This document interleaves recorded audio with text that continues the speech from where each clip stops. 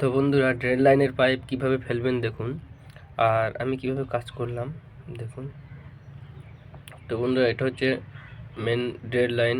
আমাদের যে ফ্লোরে যে বৃষ্টির জলটা পড়বে সেই জলটার জন্য সে ড্রেন লাইনটা, বা বিল্ডিংয়ের নিচে যতটা বৃষ্টির জল বা ফ্লোরের জল যা পড়বে সেই জলগুলো এই ড্রেন দিয়ে পাস হবে। আর বন্ধুরা, সয়েল আর ওয়েস্ট লাইনের জন্য আমাদের এসটিপি রয়েছে, এসটিপিতে গিয়ে পড়বে জলটা। আর ড্রেন ওয়াটারের জলটা আলাদা ট্যাঙ্ক বানানো রয়েছে, ট্যাঙ্কে স্টোর হবে।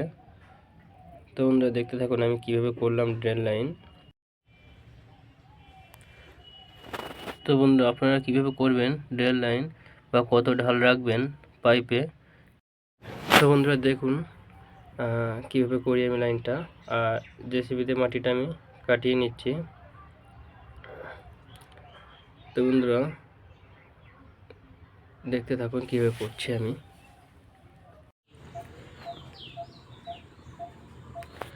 বন্ধুরা, মাটি কাটানো কমপ্লিট হয়ে গেছে, আর এই সাইডে একটু মাটি কাটতে হবে, সেই জন্য কোদালে কাটিয়ে নিচ্ছি।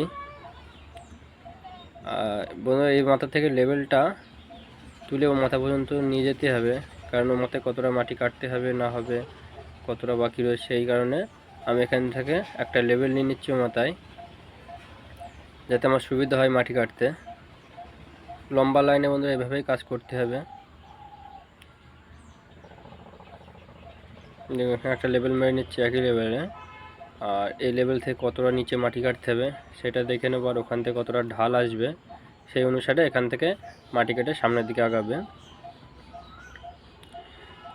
তো এক কোদাল করে মাটি কাটতে হচ্ছে। তো দেখুন বন্ধুরা, কীভাবে করি আমি।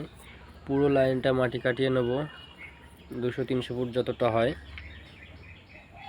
আর এই পাইপটা একবারেই ফেলে দেবো আমরা।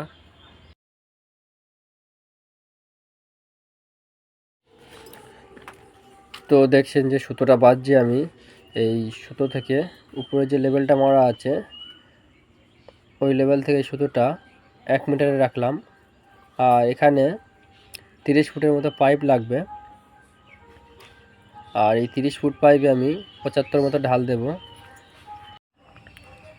আর বন্ধুরা, এই মাথা থেকে এই মাথায় আমি 3 ইঞ্চি মতো ঢাল দিলাম, বা 3 ইঞ্চি ও মাথা থেকে মাথা ডাউন রাখলাম। আর যে সুতোটা বাঁধতে হবে বন্ধুরা, খুব টান করে বাঁধতে হবে, খুব টেনে বাঁধতে হবে। টেনে না বাঁধলে মাঝখানে সুতো যদি ডাউন হয়ে যায়, মাঝখানে যে ঢালাইটা করা হবে ওই ঢালাইটা ডাউন হয়ে যাবে, সেই জন্যে টান করে বাঁধতে হবে। আর যে সুতোটা বাঁধা হচ্ছে বন্ধুরা, যদি মনে করুন নিচে নরম মাটি বা পাইপ ফেললে সঙ্গে সঙ্গে পাইপ বসে যাবে, সেক্ষেত্রে একটা করে যেখানে ঢালাই করবেন একটা করে ইট দিয়ে দেবে সুতোর নিচের লেভেলে। ইট দেওয়ার পরে ঢালাইটা করে দেবেন গ্যাপ গ্যাপ করে। আর ওসারটা লাগিয়ে নেওয়ার পরে 10 ফুটের মতো পাইপ জয়েন করতে হবে, সেই জন্যে ওসারটা লাগিয়ে নিলাম। আর লুব্রিক্যান দিয়ে পুশ করতে হবে, নইলে পুশ করা যাবে না।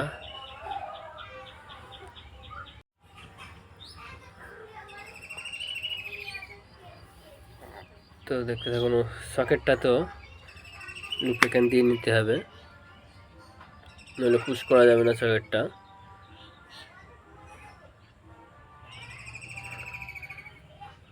আর বন্ধুরা, পাইপটা আমি 10 ফুটের মতো লাগবে, 10 ফুট কেটে নিলাম। আর এই পাইপটা আমি 200 টায়ার পাইপ দিচ্ছি, আর 200 টায়ার 30 ফুট মতো পড়বে, তারপর থেকেই 250 টায়ার পাইপ পড়বে।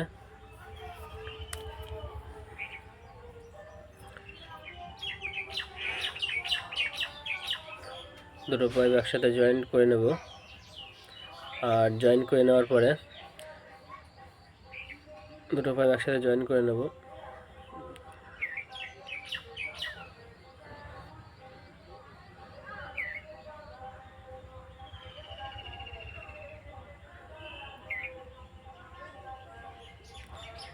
নিচে ঢালাইটা করেই নিয়েছি আমি আগে। আর যে গ্যাপগুলো আছে, আর যে বন্ধুরা সকেটগুলো থাকবে সকেটগুলোর কাছে ঢালাইটা করে দেবেন। আর যে মাঝখানে যে গ্যাপগুলো থাকবে সেই গ্যাপগুলো ঢালাই করে দেবেন, নিচে উপরে পুরোটাই ঢালাই করে দেবেন, তাহলে পাইপটা বসবে না আর। তো দেখছেন আমি কীভাবে করেছি।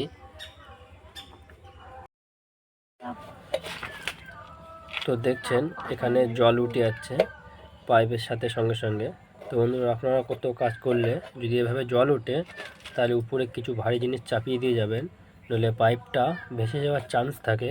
আর DWC পাইপ ভেসে যাবে জল উঠলে, সেই জন্য উপরে ভারী কিছু চাপিয়ে দিয়ে যাবে।